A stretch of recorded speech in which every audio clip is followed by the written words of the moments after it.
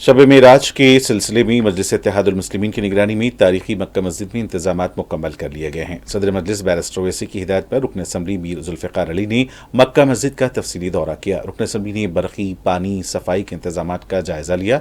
Media से बात करते हुए रुकन असम्बली ने बताया कि मुसल्लियों की सहूलत के लिए तमाम इंतजामात मुकम्मल कर लिए गए हैं। शब मेराज के मौके पर मक्का मस्जिद में लाइट्स का खुसूसी इंतजाम किया जा रहा है।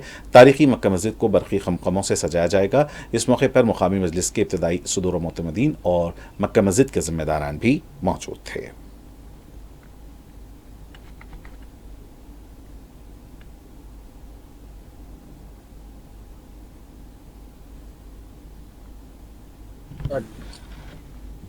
औज़ु बिल्लाहि मिनश शैतानिर रजीम, बिस्मिल्लाहिर रहमानिर रहीम।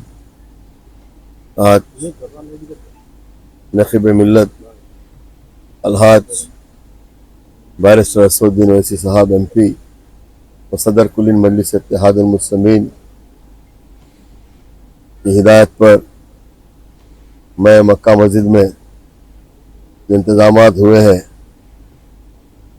लाइट के और दूसरे इंतज़ामात जो भी हुए हैं, इसको मैं यहाँ पर इंस्पेक्शन कर रहा हूँ। क्योंकि ये जो लाइट्स आज जो यहाँ पर आपको नज़र आ रहे हैं, ये नक़ीब मिल्लत अलहाज बैरिस्टर असदुद्दीन ओवैसी साहब की नुमाइंदगी के ऊपर लाइट्स पूरे डाले गए हैं, हर साल की तरह इस साल भी। और अल्हम्दुलिल्लाह अब तक अच्छा काम हुआ है।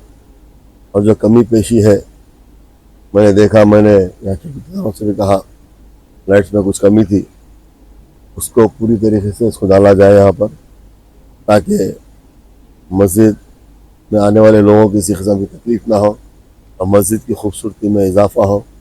इसके लिए मैं आज आकर यहाँ पर दौरा किया और यहाँ के जितने मुलाजिमीन हैं उनसे भी मैंने कहा कि आवाम को पानी की सहूलत सब चीज़ फराहम किया जाए, जो भी सहूलत है